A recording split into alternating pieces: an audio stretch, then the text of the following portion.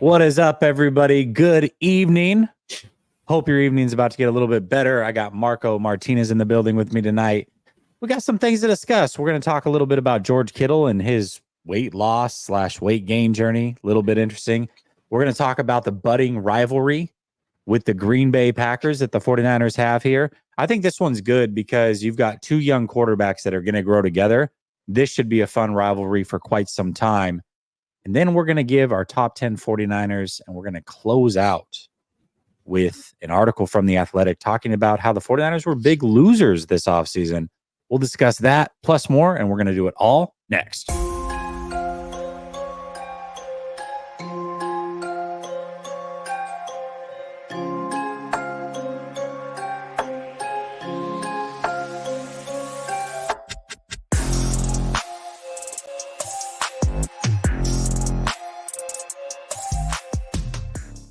All right. Welcome back to Last Second Sports. We are giving you our take down to the last second. And as I said, it's Thursday night, which means I got my guy, Marco Martinez, in the building. What's up, Marco? What up? How's it going, my man? Great, man. Really, really good. Missed you last week. You still sound a little bit sick. That's crazy. Yeah, still a little congested, man, but nothing crazy, nothing too crazy. Last Thursday, man, if I would have been on the show, it would have been like pure sniffling and pure blowing my nose. So definitely wasn't a great time to go. But first main question, the main part of the question was happy birthday to your son. How does his day go today? What'd you do for him? What special things did you do to make your son's birthday, man? That's the most important part. Yeah, yes, sir. So he turned 10 years old today. We actually celebrated his birthday 2 weekends ago because this last weekend I had knee surgery, or this last Friday, and we didn't know how I would do. So usually it's every Father's Day is when we celebrate his birthday. This is the first year, I think in his whole entire life, we haven't done it on Father's Day. But I digress. He had a fantastic day. He had already gotten all of his gifts. I'm taking him to the Ravens-Bucks Monday Night Football game. That's what we got him. We went to Dick's and got him some new baseball gear. He's getting ready for the baseball season and just made him his favorite meals and had a good time with them. So, yeah, he had a great day. What was his reaction? Did you at least get a video of his reaction to getting those tickets? No, we didn't take a video of it, but listen, he's all ravened out. He's definitely a Ravens fan. It's over. I got no chance at this point, but he was very excited. Yes, and probably just as excited that he gets to skip school the next day because, think about it. The Monday night game here doesn't start till 8:30. So we're not getting home till like 1 a.m. at that point. Man, that's cool. Because I know when you first got the tickets, I think we were backstage and we're talking about it and you're like whispering, I don't know if he's still awake or if he can hear me or not. So that's pretty cool. Like that he finally got that gift, man. Happy birthday to your son.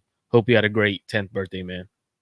Thank you, man. Thank you. He's definitely feeling the love today for sure. Let's talk a little bit about the 49ers, though. This one's interesting. George Kittle loses 30 pounds. He couldn't do any weightlifting for a month. He had a core muscle surgery, and then he had a shoulder surgery. So he couldn't lift any weights for a month. He said he lost 30 pounds of muscle. I don't think he lost 30 pounds of muscle. I don't think that's a realistic loss in a month. And I definitely don't think it's realistic to gain 20 pounds of muscle in a month and a half, unless you're on a little sauce or something. So I think he probably lost 30 pounds, which is still a lot of weight. And you've got to rehydrate and gain all that back and definitely gain some of that muscle back. What do you think? You told me about this core muscle surgery months ago before it was reported. And I didn't know how serious it could be.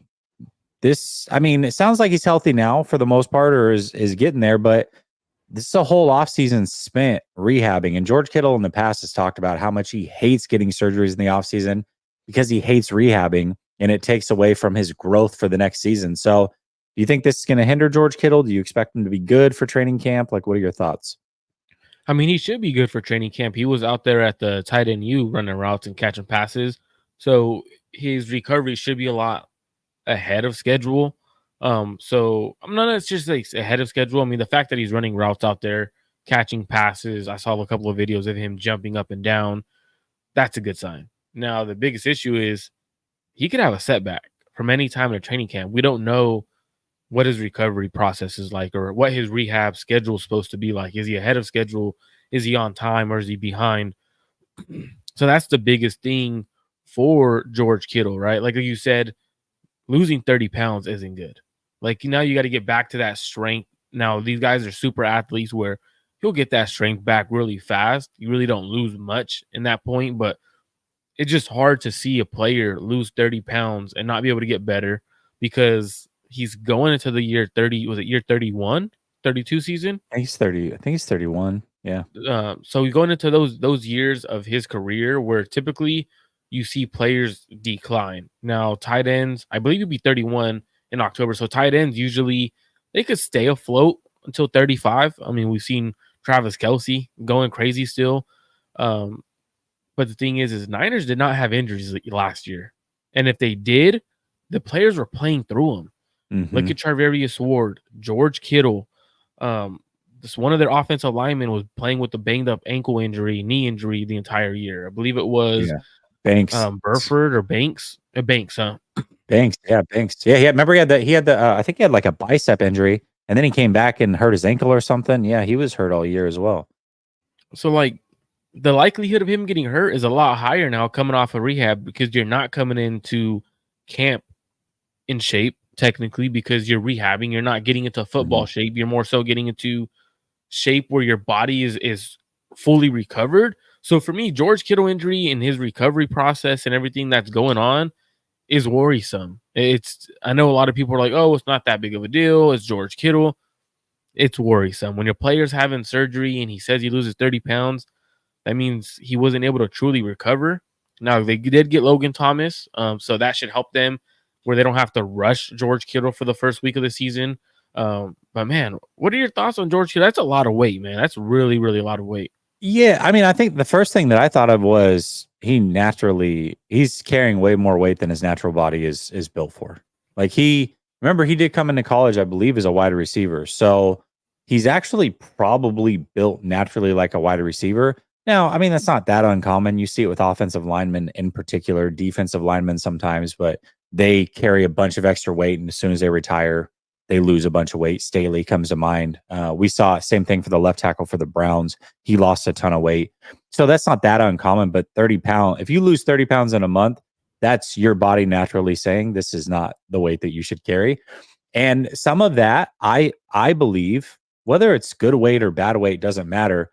When your body is naturally smaller by 30 pounds than what you've been carrying, I think that can lead to some of the injuries he's had. I think his body's not, your joints are only meant to carry so much. Your body's designed to do what it's supposed to do. So if you're carrying 30 pounds extra, good weight or bad weight, that wears on your knees, that wears on your ankles. Like over time, that can hurt you. And I know that you said tight ends can play till they're 35. Maybe Kittle can, but tight ends also come in all shapes and sizes. Gronkowski played a physical brand of football. He was basically shot by the time he was 30, and I think Kittle is closer to the Gronkowski playing style than he is the Kelsey playing style. I like what Harris had to say here. He says we should use him as a receiver more. I think this comment rings more true in a season where he is coming off of some serious injuries. I would like to see him use as a receiver more. Unfortunately, the 49ers didn't upgrade their offensive line, so he's probably not going to be used as a receiver more. He's still probably going to block a ton, and we'll see. But last year was the first time in a few years he did make it through the full season, so that's something we should be looking out for. So I actually looked it up, and I guess George Kittle, his weight at Iowa, he came in looking at it like a 200 pounds. When he was at Iowa, he's 250 now. So obviously that's 50 pounds that as an 18-year-old, he was coming into Yeah. college. And Now, obviously, some of body's that's not fully man developed. muscles, right? You Yeah, probably yeah. get 20 pounds of man muscle, whatever, normal. So that does make sense losing 30 pounds. Like you're saying, like his natural body probably sits around 220, 225 with the man muscles, like in growing into his man body. That's just Mhm. crazy. Like just losing that much weight. Like, is it good for him? Was it bad? Or did he get sick? You know what I mean? Because sometimes when you rehab a certain body part, a core, your body starts to reject things. Like, does his body reject the surgery for a little bit? Did he have any infections that caused him to lose weight? Like, we truly don't know You don't know, what he yeah. lost the weight from. So it's kind of like more speculation in terms of, all right, how did he lose the weight? Was it just because he couldn't move and he was laying in bed, and he wasn't really eating as he normally does because he didn't want to gain weight? Just very interesting, man. Tight end, you I saw him running around. He looked normal. But till this day, I will not get out what Jay Harp told me about his core injury and how he never recovered the same. And he was like, man, there was days, there was months where I felt like myself. He goes, and then once the pads came on and everything started moving and I was trying to get back to my normal self, he goes, I wasn't myself, man. And you go and you people could go turn on the tape of Jay Harp in college. He was a legit receiver. Yeah. Once that injury happened, a lot could be said and talked about that injury and how it changed his career. So how does this change Kittle's career? That's my perspective right now. And it's not, to me, it's not great. Yeah, core injuries are no joke. I mean, they really can cause a lot of problems. So we've got now two very good players that are going through that in an offseason. Just pray that they are healthy to start the season, and we'll see how their season goes. But that's two of them. That's definitely two of them. And, usually when you have a like a hernia surgery, they basically like put in like a filter, to stop things from coming out. And then they patch it back together. And they always say that it's like, you really shouldn't go back to full physical activity after that because it's just not meant to hold. So I'm not going to speculate. I'm not saying it was hernia. It was just a core surgery. It could have been, however they repaired it. But the thing is, though, so Jay Harp, this is something he actually talked about too on the show. And that's why I'm only going to speak on it. He said when they do hernia surgery, they consider that part of the core. So a hernia surgery for an athlete sometimes is called a core surgery. So just because it's being called a core, we don't know if it's truly his core muscles or if it's that hernia. Because I know when I talked about it on the show, he had mentioned it like, hey, actually, it's depends on where it's done. Some surgeons call it a part of the core because your hernia is connected. There's a muscle that's connected. So we truly don't know where it was because they're calling it a core. But you're right, it could be a hernia. Yeah, absolutely. So we'll see. We'll see. Prayers up to George and Charvarius as well, who had a core surgery. All these guys. And hopefully they can come back healthy. The 49ers are certainly going to need them all. Dave Barclay says, I'm in Cali. Made it safely. What's up, guys? This man drove from Montana to Cali yesterday, watching the shows along the way. Appreciate you, Dave. And Brother Bob says, happy B-Day to the smartest man at Nails. Was he late? Hold on. First of all, I wasn't late tonight. We started right on time, 9:05. That's when the show started. So let's throw that out there. And no, we actually chose his due date, so he wasn't late. Dave says, Brother Bob changing names again. He's always changing names, man. It's like you can't hide. We know who you are, Brother Bob. All right, let's talk about this Keyshawn Nixon thing. Now, what I found interesting about these comments, first of all, reading the comments versus watching his demeanor when he actually said the comments are two very different things. But basically what he said is, I'm tired of Deebo Samuel. That guy talks too much. Like, I'm done with him. Really, it was kind of said in a joking manner. Two guys that are friends, very competitive. They mean it, but they also have love for each other, and you can tell that. But what I find most interesting about this is that there is that competitive nature with the Packers and the 49ers.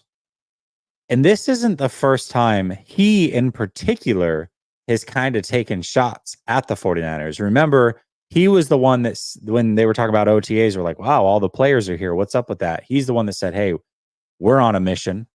That's why we're all here. All of these practices mean something. We feel like we let the 49ers off the hook. And now he comes out and says this, again, lighthearted, but the competitive nature is there. And you know that as a team, really what he's doing is he's messing with a friend, but he is relaying a message of how his team feels. That's exactly how the Packers feel. It's not made up. You know what I mean? So there's that animosity, that competitive animosity. They are going to play each other this year. What are your overall thoughts of this comment? And when you first read just the quote, did you definitely take it a little bit more differently than when you actually saw the clip where he was clearly a little bit more lighthearted? So when I initially saw the quote, I saw it as, I agree. Yeah, like for sure. I like, because for me, it was more so Deebo's annoying. And like it was more so like Deebo's always in the media. He talks about whoever he wants. No one says anything back, right? Like that's how kind of I took it. Like, all right, I agree. Like if as a fan, sometimes I just want my team just to shut up, put your head down, work, and win a bowl. Like that's my biggest thing. And And so it's Deebo always does Deebo, by the way. It's always always. Deebo. Always Deebo. So like when I did see it, I was like, I kind of agreed. Like I was like, someone's tell him something. Like if y'all are boys, tell him something. Like because for me, the way I see it is, you can't talk if you're constantly getting somewhere and you're losing a Super Bowl, right? Or you're getting to the doorstep. And if you look at the last Super Bowl, Deebo was the biggest reason the Niners weren't able to win that game, in my opinion. Like not being able to separate, like that is huge, especially when you're considered the highest paid receiver on the team. So that's kind of how I took it initially. And then when I saw the video, I was like, oh yeah, they're friends. Like he Yeah. joked, like he like laughed, like kind of chuckled about it. Like, okay, yeah, they're cool, they're friends. But I do agree with the sense of we do have to go to Lambeau. Like that's a bigger thing. Like they're not coming over here. We got to go to Lambeau in the cold weather. We got to put it on them because they probably should. If we're being 100% honest, we're talking football and we're not being biased as a 49ers fan or anything like that. They probably should have beat us in that divisional game. Like they had us on the 100%. ropes. We had passes that were drop pick sixes. No one really talks about it. So if you're talking about it as a fan of the sport, they probably should have beat us. So kind of how you look at it in a perspective. I thought it was funny that he said it, but and all it does is just add fire to Deebo. And last time a team talked smack to Deebo, he went on and dropped a master full game on the Mhm. Philadelphia Eagles. So I don't know if that's the smartest decision by Nixon and the Packers, but it's definitely gonna fuel Deebo during that game. Well, I'll say this. He usually is known for coming up big against these teams where they kind of go a little bit back and forth.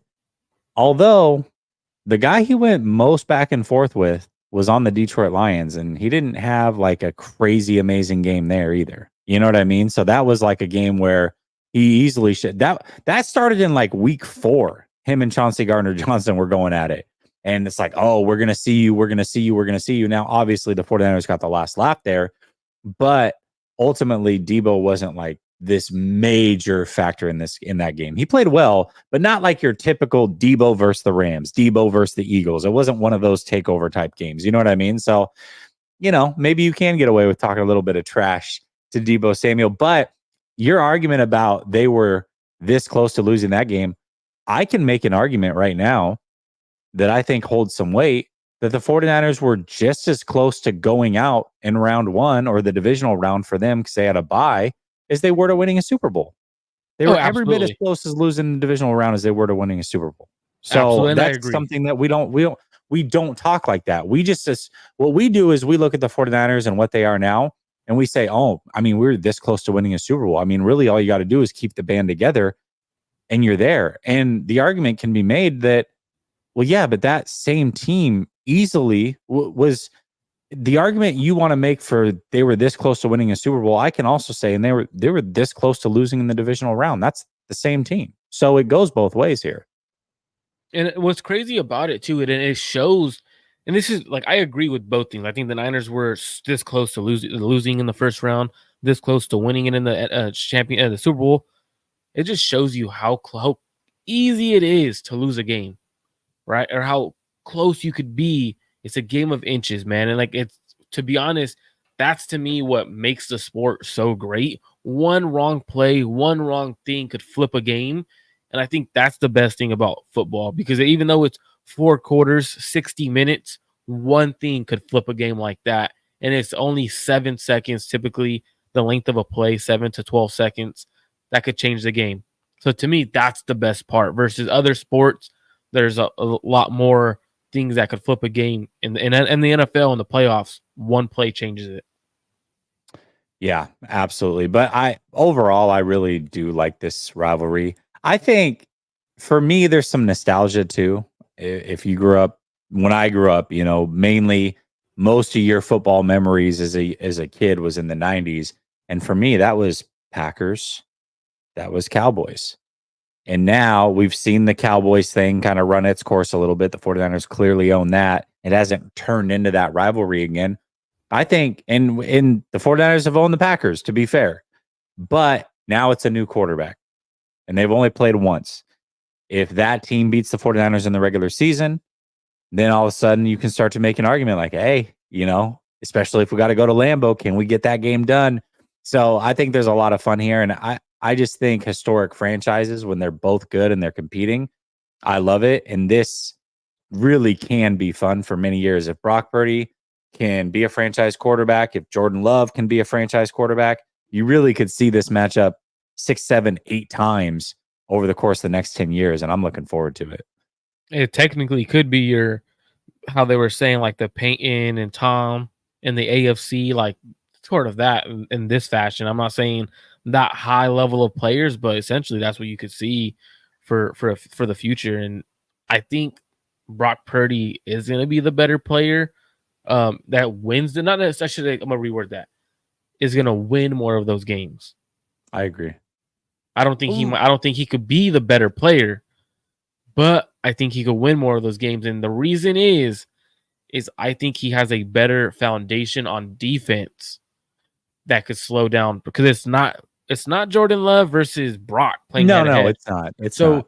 It's our defense versus Jordan Love in the Packers defense. And when I look at them, Fred Warner, Nick Bosa, our secondary has a longer tenure together, and they should have another 4 or 5 years together. Versus looking at the Packers, they don't truly have a foundation on defense that I can sit here right now that's play. Now I know they've drafted some guys where I could look at them and say, for the next 5 years, they could slow Brock down. I'll say this. I could see a scenario where the 49ers and Brock Purdy start out like 3-0 against Jordan Love, but we look up in 5 years and it's 3-3 or 4-3 type of scenario, because I think the 49ers are going to go through a little bit of a dip, and then they can easily, depending on how they draft and free agency and all these other things, they can get back there. But as they're going through that and trying to come back up, the Packers right now we're here already. They're already on the incline. The 49ers are on the decline, and then they got to bounce back up. They're kind of meeting in the middle here as the Packers are going up and the 49ers are going down. And then the 49ers are going to be the team that's going to have to play catch up for a year or two, I believe, to catch the Packers, because you look at the foundation of the Packers, you've got a good young receiving core. You've got a good offensive line, good young offensive line. They've done a pretty good job of actually drafting on defense. Now, again, there's some things to be desired there, but they've got a very good secondary, three good corners, 2 good safeties, or at least 1 good safety and one that it's a rookie. You would think he would end up being pretty good. We'll see. So they've got a good foundation and a young foundation that they're building upon. So they're kind of meeting as the Niners are down and they're on their way up. Can the Niners go down and then come back up and catch them? How many years does that take? So I think things could get interesting over a 3 to 5 year span between these two teams. So just looking at them, for me, like the players on defense that I think could be their foundational piece. Obviously, okay. I think Xavier McKinney. I think that's a foundational piece for sure. I do think Cooper could be a really, really good linebacker in the NFL, but I'm not going to crown him yet because he's coming in and he's going to be a rookie. So for me, I think those Bullard are the two could guys. be a good safety as well. We'll see what he turns into, but I'm not sure on my thoughts on Bullard. I think he could be a good dude, like a good player, but I don't think he's going to be as good as a lot of people who had him as a first rounder or like that one of the top safeties on the board coming out. So that's for me looking at him like, okay, now, and then Jair Alexander, he may not be on their roster. How old is Jair? Yeah. 28, I believe, or 27. So he's not going to be on their roster because they don't plan on keeping him. Like with his contract number, I could see them moving him and having Eric Stokes, who they were high on, being their guy to replace him at a cheaper cost. So just a lot of moving parts on their defense. Their defensive line isn't great. Their best players are Sean Gary, really good edge rusher. But for me, there's no like true top tier dogs on their defense that weekly, like they're gonna play the Niners. I'm like, well, we got a game plan for this dude. Versus when you game plan for the Niners, you're like, oh, damn it, Fred Warner's in the middle of the field everywhere. Nick Bosa's on the defensive line. Like those are the two guys. Like they changed the game. I don't think the Packers have that defensively. So that's where I'm like, you know what? The Niners may win more of those games until they fix that defense, because I do think Jordan Love could carry them, but it's going to be a much, much harder situation playing an elite defense. Yeah. No, I agree with that. That's totally fair. Totally fair. Okay. Let's talk about top 10 list for the 49ers. I'm going to pull this up real quick, so bear with me. Okay. So CBS Sports dropped their top 100 list. And essentially, we got their order of top 10 players on the 49ers just by default. And so I'll go through those real quick, where they were ranked as far as 49ers players, and then where they were ranked overall. And then we'll drop, you tell me if you agree or disagree with the top 10 lists of the 49ers, and then what you would change afterwards. So number 3 overall player on their list, number 1 on the 49ers was Trent Williams. CMC was the second best 49er, number 8 overall in the NFL. Bosa, so they had 3 49ers in the top 10. Bosa was number 10, number 3 on the 49ers. Their number 4 player was Fred Warner at 22 overall. And then they had Kittle, who was the 5th best 49er at 37 overall. They go to Brandon Ayuk at 45 overall, the 6th best 49er. Then they go Ward, Charvarius Ward, as the 7th best 49er, number 60 overall in the NFL.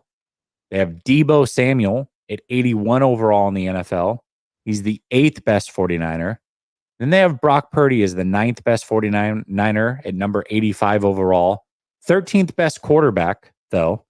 And then Dre Greenlaw was an honorable mention to the top 100 list. He would have rounded out the top 10 list for the San Francisco 49ers as far as their best players. So, not here to necessarily debate where they stand in the league. That would take days, honestly, really breaking it through. And it's so hard to compare positions. I get that. But knowing what we know of the San Francisco 49ers going into this season, how would you rank your top 10 list of the 49ers? Or would you just say, hey, I agree with them? They had Trent, CMC, Bosa, Warner, Kittle, Ayuk, Ward, Deebo, Purdy, and Greenlaw. That was their 10. And are we going based off of last year? Like, is the ranking based off of last year's performances?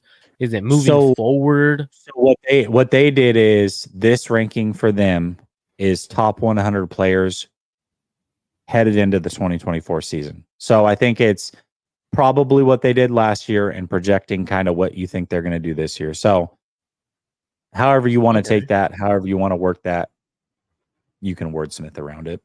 So for me, I mean, I get why Trent's so high. I get it. But what we saw Trent in the Super Bowl, and if we're going to have a true conversation, Trent wasn't Trent in the Super Bowl, man. I agree. Like, as much as people want to kill Burford and Kit McKivitz, go back and rewatch that Super Bowl. Trent with back-to-back penalties, missing blocks in the run, where CMC's getting tackled in the backfield, whiffing on pass blocks. I don't have him as my best player on the Niners. If I'm going off of last year, I probably have Christian McCaffrey, but knowing the importance and knowing how good Nick Bosa is and him not having the offseason to fully train, Nick Bosa is number 1 on my board. I think Nick Bosa is the best player on the Niners. Then I would probably have Christian McCaffrey. Okay. Number 3, I would then have Fred Warner. Then Trent Williams at 4. 5.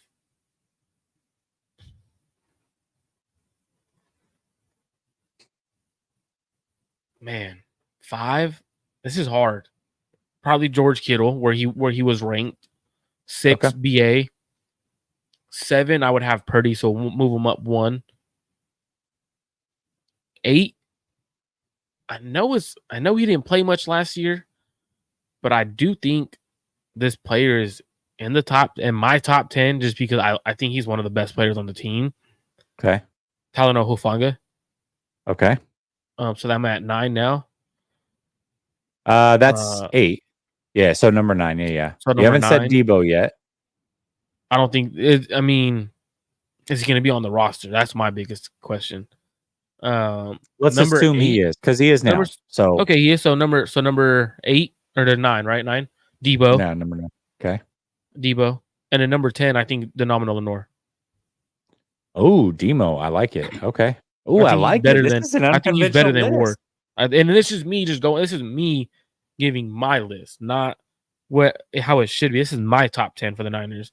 Yeah, that's I fine. think Demo. I think Demo is much better, much better than people give him credit for. I think he's the He's Niners' more best corner, versatile. and More versatile. that's exactly where I was going to go to. I like that he could go inside, outside. So if you do have those shiftier receivers, right, who typically you have some of those dudes who can line up outside.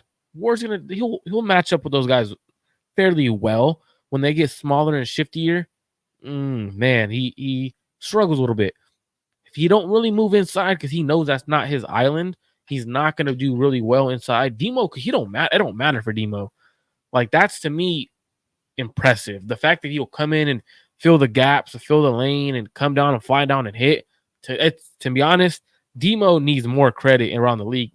The Demo, just don't go on social media and talking all that talk though. Just stay quiet. Let your play do the talking. I promise you, within the next year and a half, people are gonna have you on notice. I promise you. Just don't talk. Go and play. You don't need to go on social media to get your clout that you're gonna get within the next year. I think he is a top 15, top 10 corner in the league. He's good. He is really good. I love Demo. Obviously, Oregon Duck. So, keep saying good things about him. The very unconventional That's list, his and I biggest love it. downfall. I love. Oh wow! All right. Geez, let's chill out a little bit.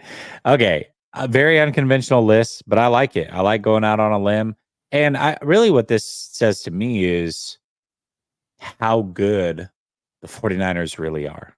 How good the 49ers really are. I noticed that you left Greenlaw off your list, but I got to imagine that's because of injury. Yeah, I think Dre Greenlaw's probably, if it's not due to injury, probably take Demo off and put him there at 10. Yeah. Yeah. Or have the And I conversation think that's of, fair. or even, and then at that point, if he's healthy, I might even have the conversation of taking Deebo out of the top 10 and putting Dre Greenlaw at 9 or moving Demo up. Like that's the kind of conversation I would have. Because I do think Trey Greenlaw brings something to the Niners and he brings a different energy. And those are the kind of dudes who typically are your best players. When they could lead the pack, that's how you know you're one of the top guys. Yeah, most certainly. So again, this is like a little bit of a projection who's going to be the best players for 2024. Based off that criteria, I think you have to leave Greenlaw off your list as well, just because we don't know how many games he's going to miss and we don't know how effective he's going to be when he comes back, right? If we're just going off of best players in a vacuum, he certainly deserved to be there. We had 3 players line up identically, and the rest are completely different. So you had Bosa number 1. I had CMC. You had CMC. You had CMC number 2. I still have Trent. I know he had not a great Super Bowl. When he wasn't on the field, and I'm not saying that Bosa wouldn't have this impact, but when he wasn't on the field, I can say this. 49ers, it was bad. The drop-off between him and Jalen Warren was so scary. I went back and I was watching the Bengals game yesterday, actually. And I was watching it because I was watching Brindell. I was replying to somebody on Twitter and they said, show me some bad film of Brindell. And I said, all right, I got you. Let me go cut up this Bengals film real quick. Man, Moore is so bad. So bad. That whole game, it's like, dude, I could make a whole thing over here. So I think some of this, I'm swaying a little bit because it's like, how important are they too? That plays into it. So I had Trent number 2. This is where it got tough for me. I originally had Bosa number 3. But Did I put Fred Warner there. Yeah, I could see that. I could see that though. Like I'm a big Fred dude, man. Like if it wasn't like I played linebacker, I played on the defensive side. So like I have a special thing for linebacker. Like if you're a linebacker, I hold your category of how good of a football player you are a little higher. So when I talk about Fred Warner and Dre Greenlaw, there's a huge bias. Like whenever I talk about any linebacker, there's a bias. So Yeah. I almost put freaking Fred Warner at 1, and then like just everyone be like, "What are you talking about?" Like, but I didn't. Yeah. Well, we both had him at number 3. You had Trent at number 4. I had Bosa at 4. I mean, these are so many good players. To have either of these at number 4 just seems blasphemy, but that's how good the team is up top, anyways. I went with Ayuk number 5. You had Kittle. You did have Ayuk number 6. That's where I had Deebo. I think, especially this year, Deebo losing the weight, being motivated for a contract. I think that we're just going to get really good version of Deebo Samuel. And it's going to be unfortunate. Fans are going to hate it when he's gone at the end of the season, and wish that we could bring him back and like, oh, look at how great he is. And then he'll, get rich somewhere else, I'm sure, and have a good season, but fall back a little bit. We both do agree, though, however, we have Purdy at number 7. So that was another agreement. So we both had Fred at 3. We had Purdy at 7. You had Huff here. I had Kittle. Kittle behind Purdy was a tough one, but I can look like that. I'm like, did put Purdy. I could see it though, because the importance of quarterback is over tight end is for important. Sure. That's not even close. It's not even debatable. So, okay. So Kittle at 7. I had Ward at 9, and we both had Demo at 10. Again, Greenlaw not on the list because we don't know when he's going to return, first of all, and then how he's going to look when he returns.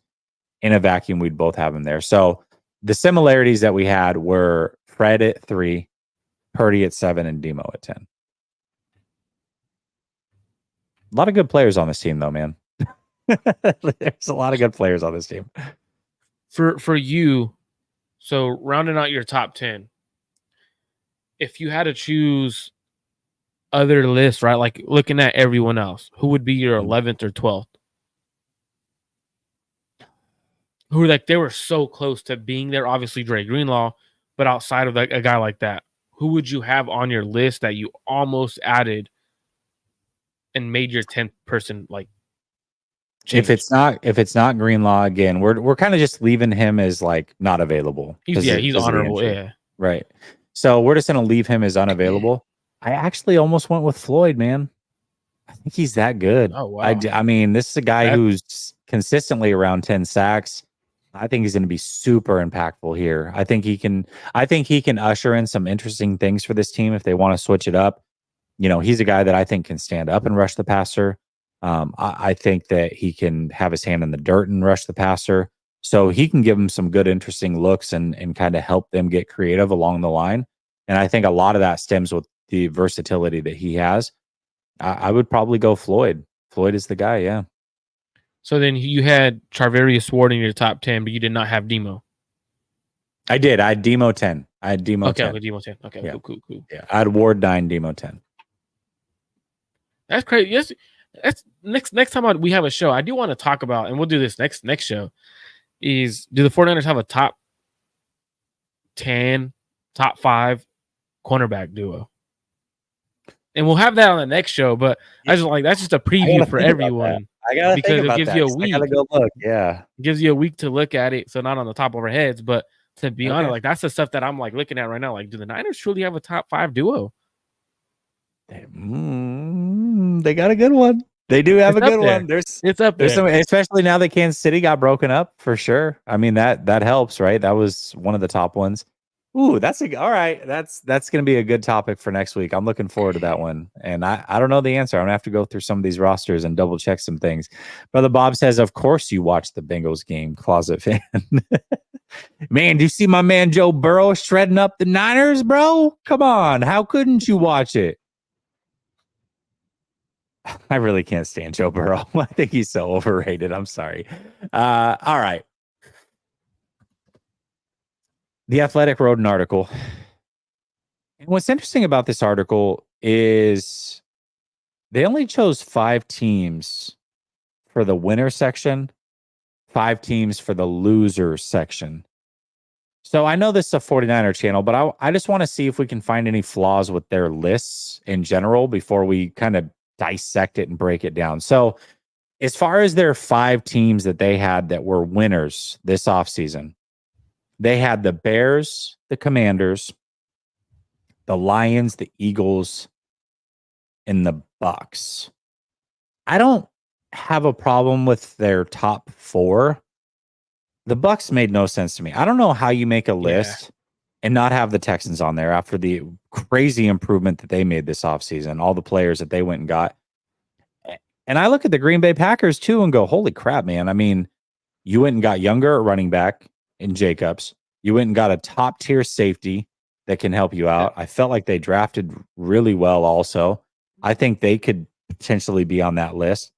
The Bucks didn't make sense to me. So that was the first flaw I found. The Bears and Commanders had the first 2 picks. So as long as you like the quarterback that they took, which most people do, then you're probably going to be on board. The Lions, we can all agree. I think the Eagles, we can agree with. The Bucks was the only flaw that I really saw on their list as far as teams that were winners. I thought the Bucks was the flaw as well. And not having the Packers to me was a major like head scratch. Like, wait, what? Yeah. Like they even got better at linebacker, running back. Right. Like, so it's, I mean, I guess you could look at the Packers and be like, well, technically they only got Xavier McKinney because technically you're just swapping out Aaron Jones for Josh Jacobs. So like, I guess like if you look at it in that perspective, like, okay, well, I still think Xavier McKinney's a huge upgrade for that defense. So it's very interesting for me. I thought it was the one that was very interesting on being one of the biggest winners was the Lions. And like for me, that was that's my title, is talking about the Lions being the biggest winner, one of the biggest winners, and the Niners being one of the biggest losers. For me, this is interesting because I think these are the 2 best teams in the NFC. I think that's where it's like, whoa, one of our rivals in the NFC is the biggest winner. And so their reason for being the biggest winner for the Detroit Lions was obviously they re-signed Goff, St. Brown, Penei Sewell. But then they also added defensive tackle DJ Reader. They needed him bad. Edge rusher Marcus Davenport. I don't see why that was really added. Like he hasn't really done much in the last 2-3 years. Cornerback Carlton Davis, a much big upgrade for their secondary. And then they added the guard, Kevin Zeitler, but they lost the guard to the Rams. So just looking at their list, they also mentioned 2 corners they draft. So for me, looking, I'm like, hey, but the Lions are knocking on the door. They really, really did get better. And I think for me, them being in the winning category and the Niners being in the losing category is very, how should I say it? What's the word I'm looking for? Ironic. I'm going to go with ironic because the Niners beat them in the NFC. So Niners truly are the real winners. And the Detroit Lions were the losers. But then in the offseason, one team did everything they needed to get better. And another team, coming from the head coach, Kyle Shanahan, said, we just wanted to not get worse. Our goal was to not get worse. If you're not getting, this is a quote that I live by. If you're not getting better, you're getting worse. And that's every day. If you didn't get better at something you did yesterday, you're getting worse. So the Niners typically, they technically got worse. What are your thoughts on the Niners being in the losing category? Yeah, I mean, I think it goes back to what I said earlier, which is, 49er fans, and it's fair. I mean, it actually happened, right? Almost could have, would have. But as much as you want to get into we were almost champions, you can get into, we also almost lost in the divisional round. Like that, those 2 things are as equally true as each other, right? Neither of them happened. They didn't win the Super Bowl and they didn't lose in the divisional round. But I think both of those were as close to happening as each other. So when you look at that, that tells me that you have a team that does need to improve. And you have a team that isn't quite there. And the AFC, thank God for the AFC really just being the conference right now and knowing that you only have to beat one of those teams to win a Super Bowl. Because, man, if the 49ers were in the AFC North, imagine, let's take out any team you want. Let's remove them from the AFC North and just put the 49ers over there and then say, hey, you got to get through the Texans and, whoever, the Chiefs, the Ravens, whatever. It's like, man, I wouldn't have any confidence in making the Super Bowl. But because they are in the NFC, it's like, Yeah, dude, I still think this team could make the Super Bowl for sure. Even though that we're technically losers on this list. Now, I'll say this. It is off-season fodder. You know, I've seen a lot of teams be winners in the offseason and not do anything. That if you've been an NFL fan, we've seen this, right? We've definitely seen this. There are definitely some off-season winners that don't actually turn into winners on the field. But if I'm just making an off-season list, for the most part, I agree with their winners. And for the most part, I agree with their losers. Here's the list that they had. They had the Bills, completely agree. I mean, talk about a team that is taking a major step back. Now, I think when you look at this for the Bills in particular, you're looking at a team that is a loser this offseason, but because of that, I think will be in the winner or could potentially be in the winner category next year, depending on who they bring in free agency and draft wise, because they're going to have a ton of money to play with, right? And depending on how this draft went, you draft well again next year, you bring in some good free agents, all of a sudden you could be a winner. And that's because you were a loser this offseason. But I agree, they were losers.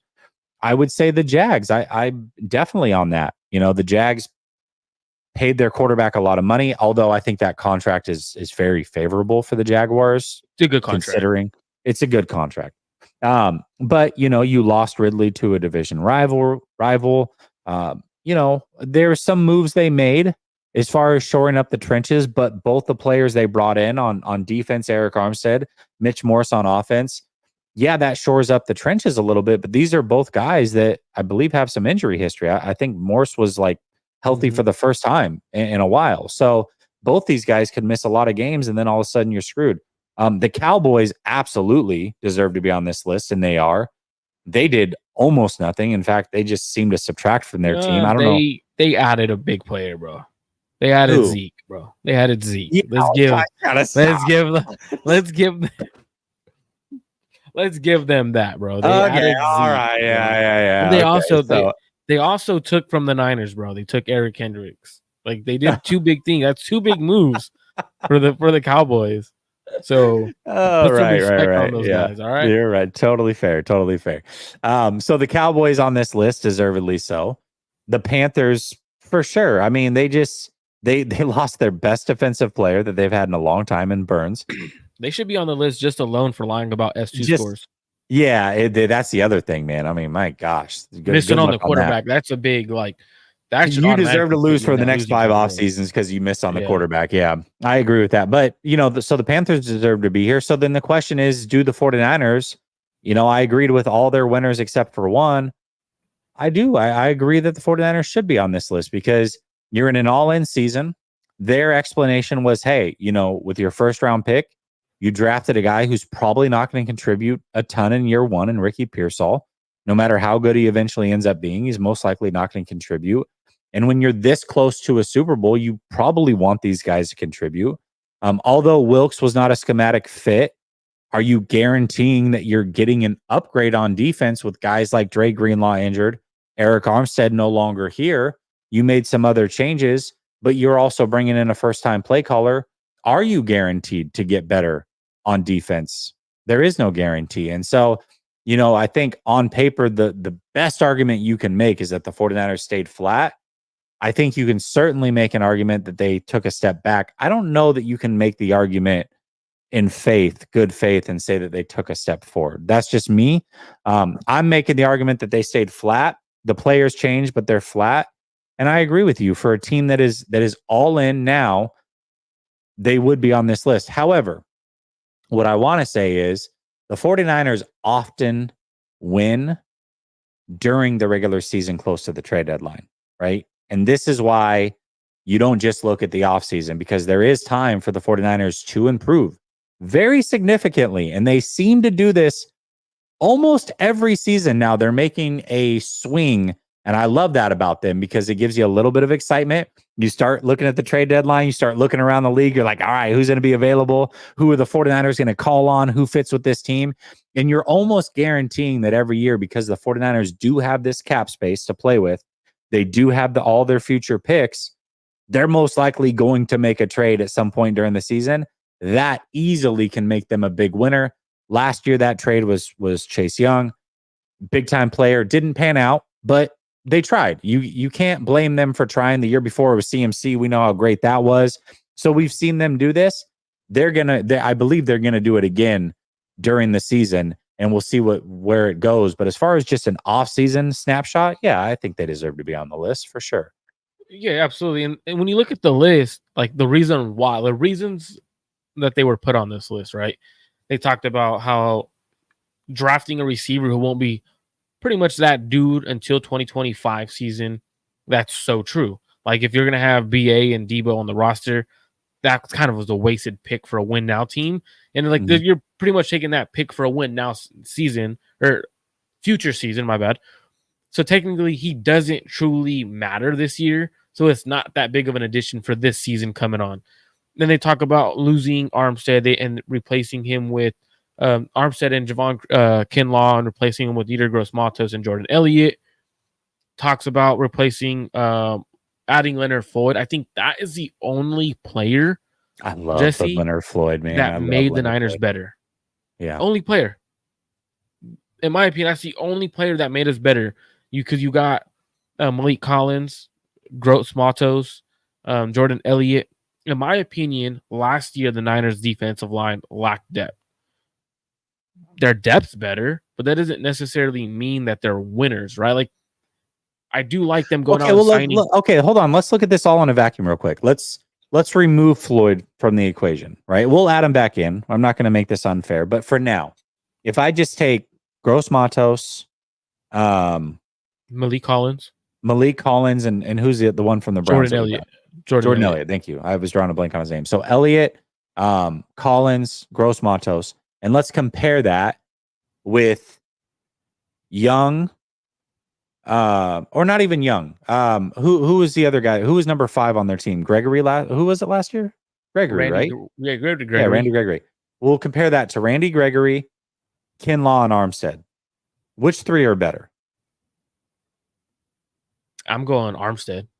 Yeah, me too. Okay, me too. Right? Like I'm easily going with that with those 3. So that's a back step. Now we both agree that Floyd is certainly an upgrade over Chase Young. We agree with that. Yeah. But is that difference between Chase Young and Floyd enough to make up for that other trio that we just compared? I don't know that it is. I mean, Gross-Matos has been injury prone for a big chunk of his career. I'll tell you, the Panther fans, let me say this, as bad as the Panthers are, you talk to Panthers fans, they were so excited to get rid of him. Now, maybe it's a mistake and they just don't know what good football looks like, but they were very excited to get rid of Gross-Matos. So the fact that we're bringing him in expecting like he's just going to be this major difference maker and he's had trouble staying healthy, maybe he will be. But I think to project that based off of what he has been, I don't think that would be a fair projection. Yeah, and I think, I mean, it could be because it's Panthers fans. Like, what do they truly know? It's like, hope, yeah, it's like, right? It's hope that he will. Usually, too, as a fan, too, though, Jesse, and this is something I will add into there, like, because it is fans saying, "Oh, we're glad we got rid of a player." Most fans say that, like, they don't ever like lose a player. Like, they typically make an excuse on why it was a good decision to let someone go. Right? For example, Niner fans with Armstead, they were like, "Oh, he's been hurt constantly, but not good at all." He's a good player. He's a good player. Shows up in the playoffs, but very good. But in the playoffs, he's extremely good, dominant. Yes, he is. Yeah, yep. When you talk to fans about Jordan Elliott, I hear run defender, pass rusher, gross. Right? Malik Collins, pass rusher, can't stop the run. Guess what? If I'm on offense and I see Malik Collins and Javon Hargrave on the field, you know what I'm doing? I'm running right at those two guys. Yeah. Like, so realistically, how much better did your team get? Yeah, you did get more depth, but now you're lacking in some spots. You're lacking in the run defense when I think Armstead was good at both. So you couldn't just run the ball at those guys because he could stop the run. And in passing situations, he could get after the quarterback. So seeing the Niners in the losing category, I understand. They didn't make any big splash plays outside of Floyd. Now that does make them a lot better because if their defensive line is elite at getting after the quarterback, then you may see a better team. But again, the biggest teams you were competing with this offseason was the Packers and the Detroit Lions. The Packers are in the winning. The Detroit Lions are in the winning category on this set like bracket that was released by The Athletic, and for great reasons. Mm-hmm. Their secondary, their corners, buns, like bad, like really, So really bad. bad. So they went out and they traded for someone and they drafted one in the first round and one, I believe, the second or third. Mm-hmm. Defensive line, really, really bad. They went out and got DJ Reader, a really good defensive tackle. Yeah. Then to top it off, they do lose a guard and they replace him with another great guard. So it's like realistically, they got a lot better, in my opinion, because they're replacing. Yes, they are losing players, but they went out and they got players they truly needed to beat the Niners. My biggest Well, thing I is mean, you look at their biggest loss was their left guard and Jonah Jackson, but they might have actually improved in Zeitler. Zeitler might be better than Jonah Jackson. So arguably. I think he's better in the run game. Yeah. So you're getting a mauler. So like yeah, that's for me. Yes, you want to get your team better, right, in certain situations, but also you're building a team to win the Super Bowl, right? The Niners, who they just lost to the Chiefs. What did you do to get better to beat the Chiefs?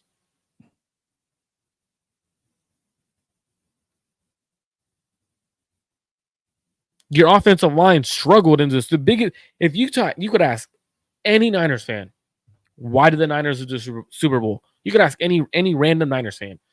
Majority of their answers, Jesse, are going to be the offensive line. Yeah. Did they upgrade their offensive line? You want to know what the second thing is they're going to say? Receivers couldn't beat press man. What do? They go and draft a receiver whose biggest weakness is press man. So you literally drafted a receiver and said, hey, now that doesn't mean he can't get better at it, right? But right now, the only real knock against him, other than age, is that he struggles against press man. So what are we doing? What are we talking about here? No, they didn't. I don't think they did anything to get better to beat the Chiefs. Yeah, a lot of and you see, I think it's funny how people are like, oh, they have a lot of felons. They get arrested a lot. Man, okay. I'm gonna say this, right? And I probably shouldn't say this. And the one guy, by the way, the one guy that's been in the most trouble, I remember Rasheed Rice, whatever. The other guy hasn't even he's never played a snap for them, I don't think.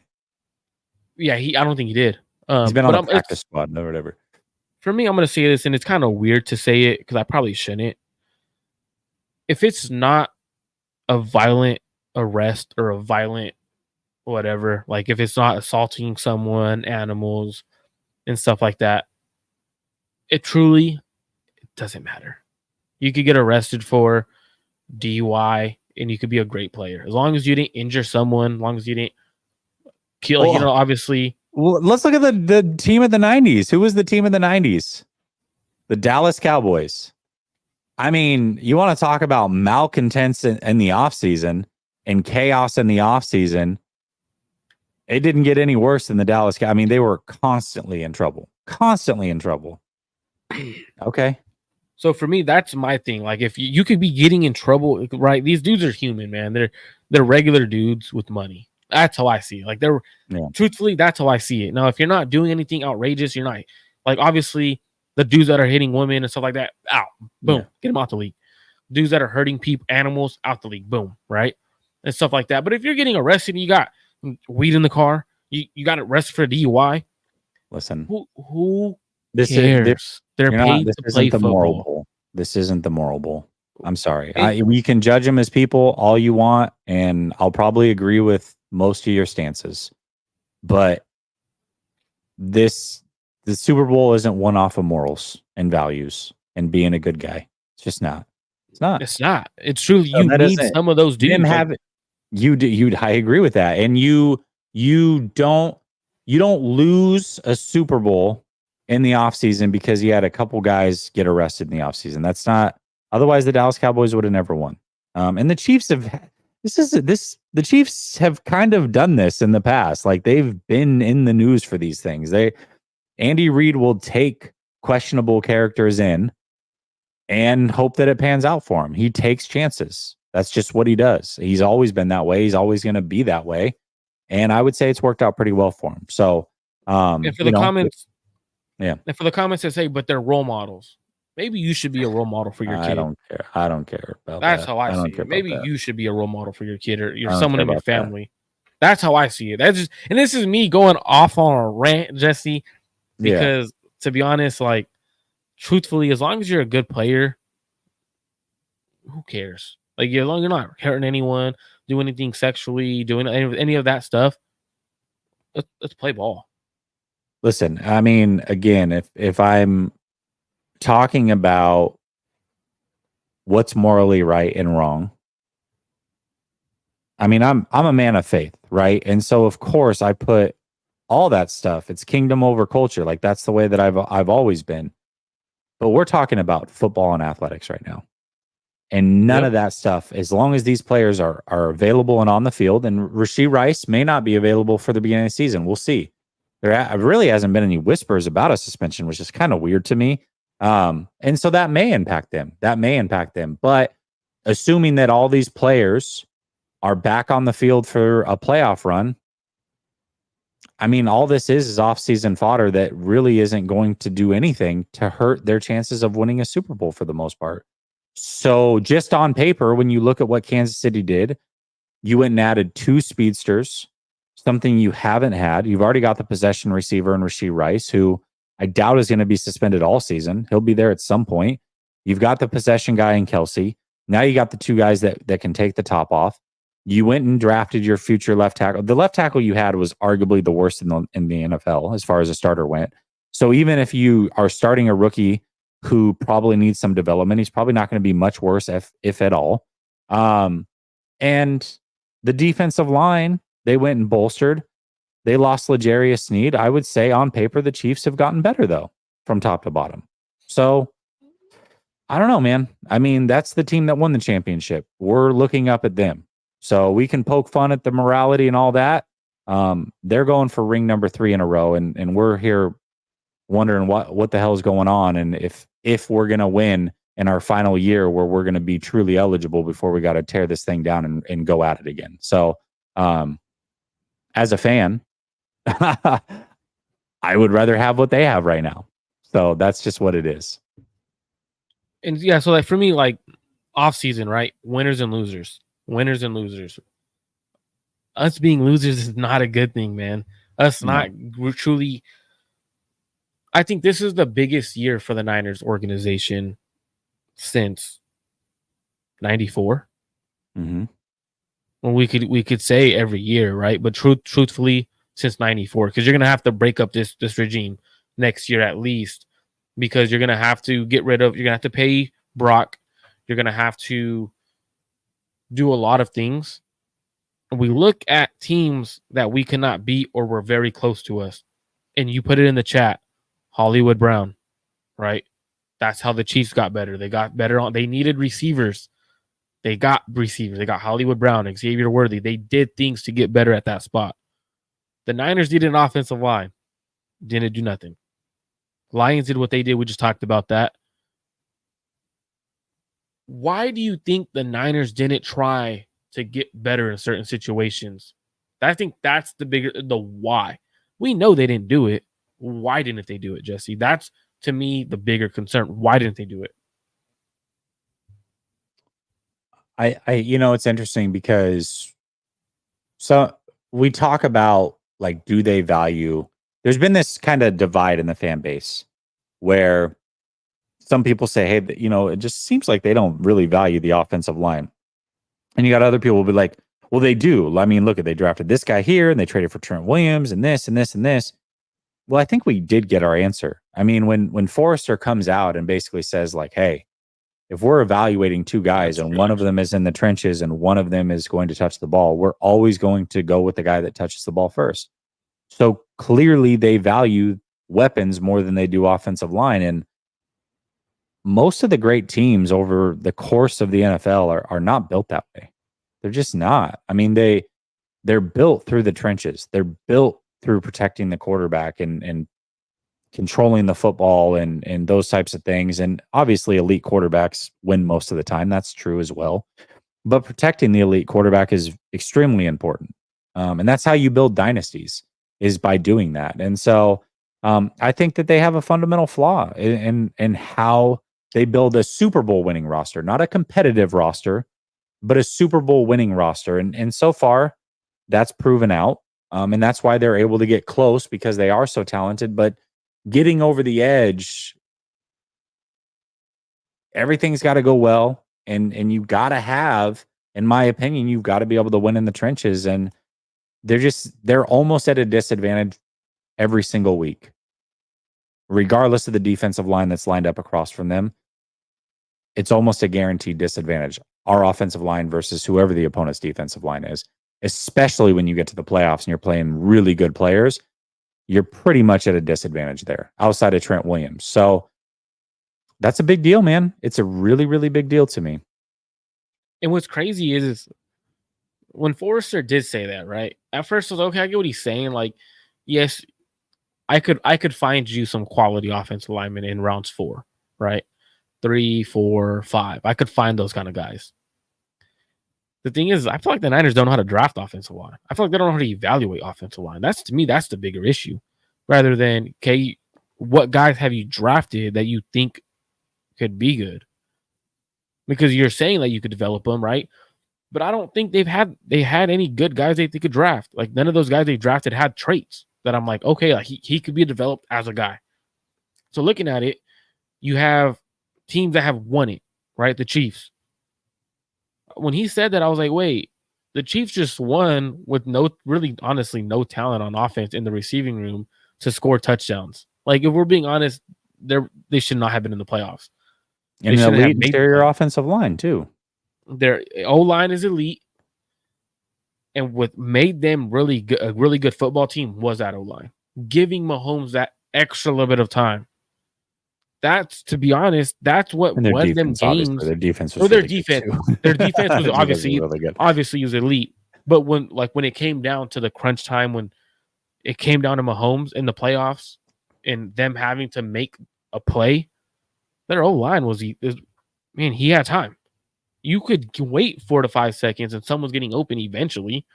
So I think that's, for me, I don't know. I think more so I will take you on a rant, or I went on a rant, but I don't like. Well, I mean, let's look at success. I mean, we could go year by year, but last year, the 3 of the Final 4 teams, Detroit, arguably the best offensive line in football. Oh, Chiefs and Ravens, that's arguably number 2 and number 3 offensive lines. So that's right there.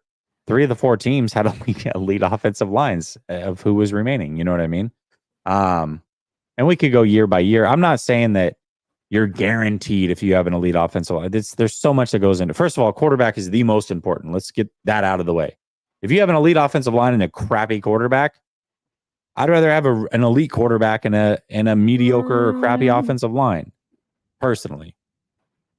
But I don't know. We could look at. I don't think we have either. So at that point, we could look at the Lions. Yeah, we could look at the Lions like they don't have an elite quarterback, but they have an elite offensive line. They have one of the 2, though, is what I'm saying. Okay. So, okay. Right. I thought you were saying like you can't win if you don't have. Okay. I get what you're saying. No, you can. I'm just saying, if give me my chances with the elite quarterback, right? Like that's where it starts. To me, the way you build the team, a quarterback, protect the quarterback, get after the quarterback. That's the order of importance. So the quarterback is more important. Then it's the offensive line. That's the second most important. And then it's your defensive line. To me, that's how I would build a roster. And I think if you look through the history of the NFL, I would say that probably holds true more so than elite wide receivers and elite corners with terrible trenches.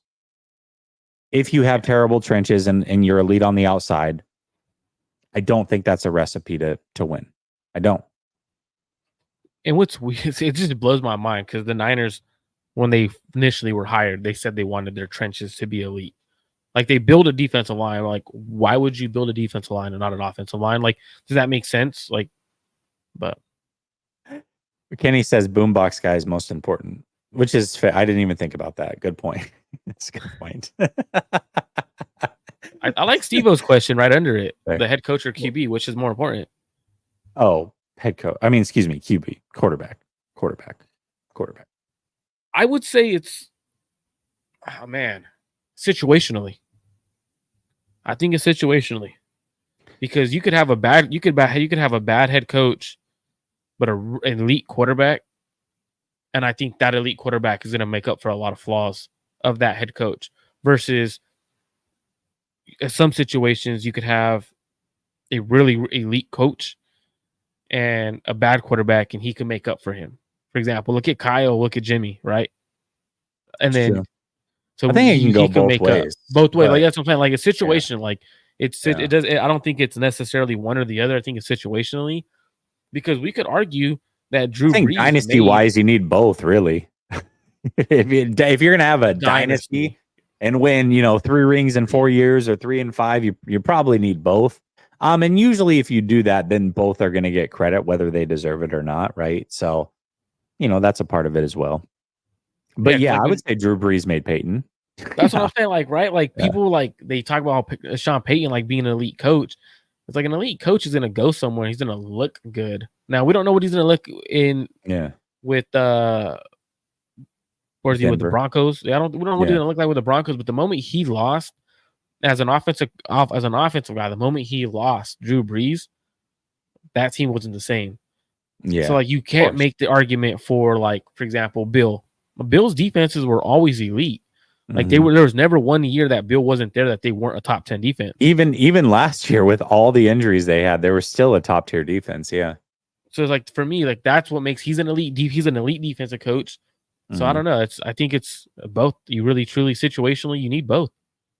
Yeah, I mean, you really could go year by year, and I'm sure you can find anomalies. I just think I would say more often than not, teams that won usually had pretty good O lines. I would say confidently 80% of teams that have won a Super Bowl have had really good O lines, more so than teams that have won with really good receiving cores and crappy O lines. Like you can find teams that weren't great on the outside and great on the interior more so than you can find teams vice versa. I don't think talent, the further you get away from the ball, the less important you are, in my opinion. I agree. So And that's why I think center is the most important position on the O line. yeah, I make an argument It's for that up too. there, like that left tackle Yeah. center, whatever. But Especially in our offense where they call plays. They call protections and whatnot. So Frank Tom Ocean says, "Hey Jesse, hope you're healing well, brother. I am. Thank you so much, man. Knee surgery went fantastic. It was just a scope. I was walking within 24 hours. Get my stitches out tomorrow. Couldn't be better. So thank you."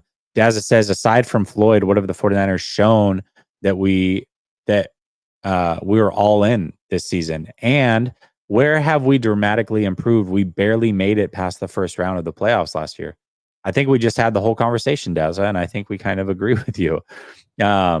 Shady Luke says San Fran doesn't value top tier offensive line. This is an Eagles fan, by the way, because Shanahan has his offensive mind and his zone running scheme, and that's top concern in a primary fullback. No, it's true. It's very, very true. But, it's again, a lot of people praise Kyle Shanahan because half the league's running his system. Let's ease back a little bit. Who of his guys, since he has most of the league that he's birthed, you would think that they would have a ring, right? But who of his guys have won a ring? McVay wasn't his guy. McVay was his dad's guy. And McVay, if we're just keeping it a buck, abandoned the scheme to go win the Super Bowl.